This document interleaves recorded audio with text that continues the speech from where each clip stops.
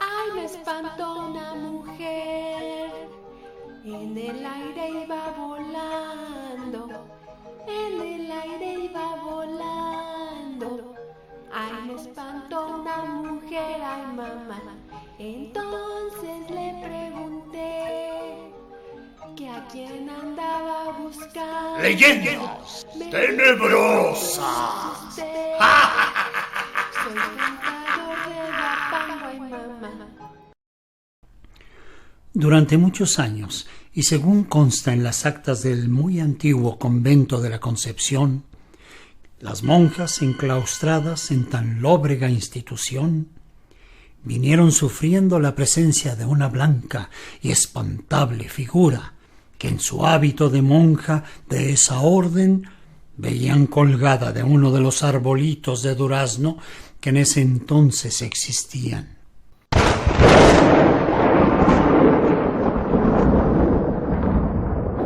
El fantasma de la monja. Cada vez que alguna de las novicias o profesas tenían que salir a alguna misión nocturna y cruzaban el patio y jardines de las celdas interiores, no resistían la tentación de mirarse en las cristalinas aguas de la fuente que en el centro había, y entonces ocurría aquello. Tras ellas, balanceándose al soplo ligero de la brisa nocturnal, veían a aquella novicia pendiente de una soga, con sus ojos salidos de las órbitas y con su lengua como un palmo fuera de los labios retorcidos y resecos. Las monjas huían despavoridas clamando a Dios y a las superioras.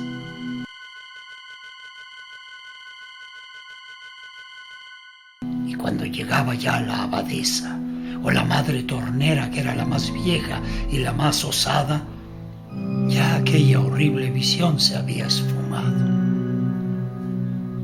Así, noche a noche y monja tras monja, el fantasma de la novicia, colgando del durazno, fue motivo de espanto durante muchos años, y de nada valieron rezos, ni misas, ni duras penitencias, ni golpes de cilicio, para que la visión macabra se alejara de la santa casa.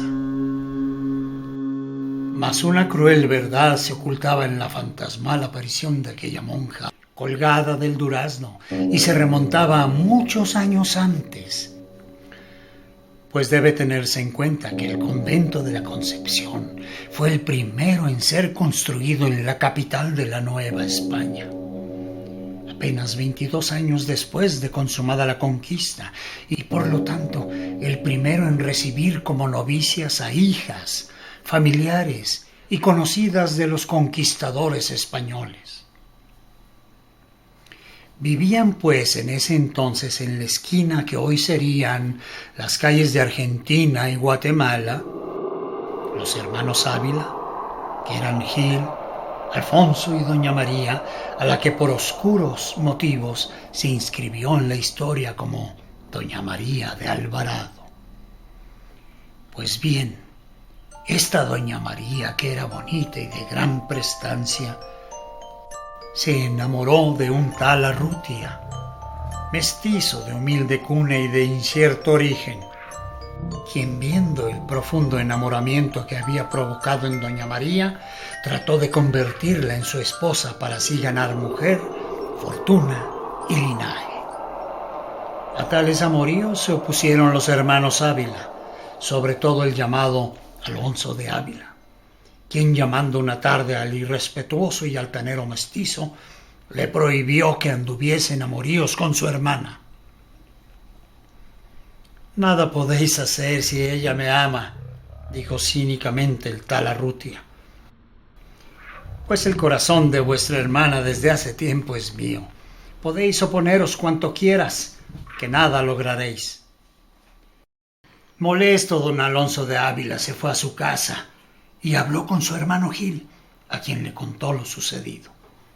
Gil pensó en matar en un duelo al bellaco que se enfrentaba a ellos, Pero don Alonso, pensando mejor las cosas, dijo que el tal sujeto era un mestizo despreciable que no podría medirse a espada contra ninguno de los dos. Decidieron reunir un buen monto de dinero y se lo ofrecieron al mestizo para que se largara para siempre de la capital de la Nueva España.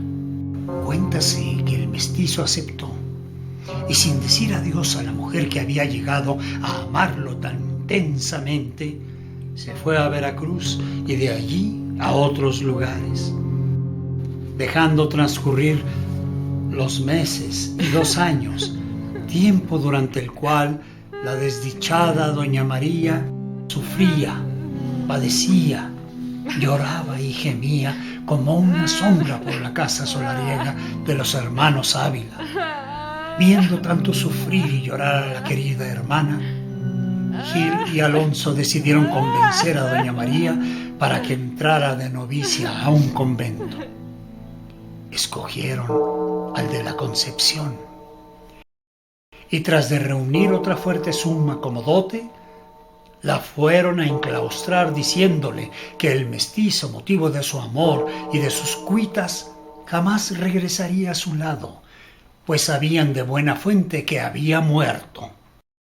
Sin mucha voluntad, doña María entró como novicia al citado convento, en donde comenzó a llevar la triste vida claustral, aunque sin dejar de llorar su pena de amor, recordando al mestizo Arrutia entre rezos, ángelus y maitines. Por las noches, en la soledad tremenda de su celda, se olvidaba de su amor a Dios, de su fe y de todo, y solo pensaba en aquel mestizo que la había absorbido hasta los tuétanos y sembrado de deseos su corazón.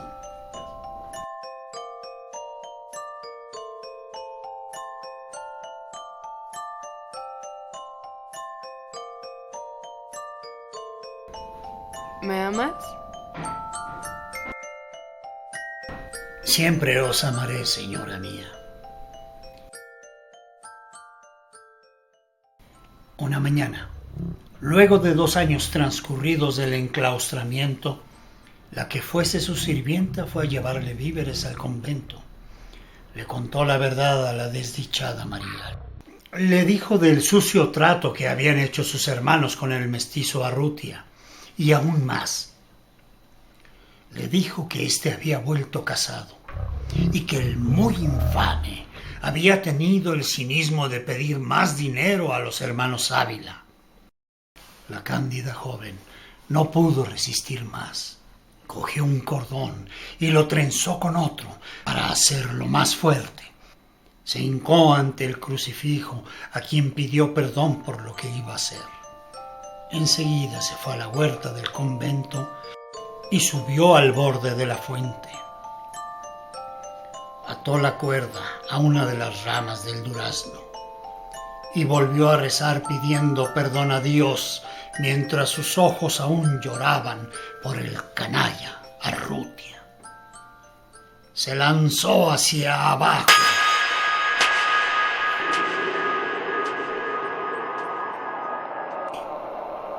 y allí quedó, balanceándose como un péndulo blanco, frágil, movido por el viento. Al día siguiente, la madre portera, que fue a revisar los gruesos picaportes, la vio colgando, muerta. El cuerpo ya tieso de María de Alvarado fue bajado y sepultado esa misma tarde en el cementerio interior del convento. Y allí pareció terminar aquel drama amoroso y espantoso a la vez. Sin embargo, un mes después, una de las novicias vio la horrible aparición reflejada en las aguas de la fuente. A esta aparición siguieron otras, hasta que las superiores prohibieron la salida de las monjas a la huerta después de puesto el sol. Tal parecía que un terrible y trágico destino perseguía a esta familia, pues ahorcada doña María de Alvarado en la forma antes dicha, sus 2 hermanos Gil y Alonso de Ávila se vieron envueltos en aquella conspiración que pretendía hacer de la Nueva España un reino independiente del reino español. Conspiración encabezada por don Martín Cortés, hijo del conquistador Hernán Cortés. Descubierta la conjura, fueron encarcelados los hermanos Ávila, juzgados sumariamente y sentenciados a muerte junto con otros desdichados. Únicamente fue perdonado don Martín Cortés, solo por consideración a quien fue su padre. Pero en cambio, el 16 de julio de 1566, montados en cabalgaduras vergonzantes, humillados y vilipendiados, los dos hermanos Ávila, Gil y Alonso, fueron conducidos al patíbulo en donde fueron degollados. Así terminaron esos dos infames caballeros, que por entrometerse en la vida de su joven hermana, causaron su destrucción.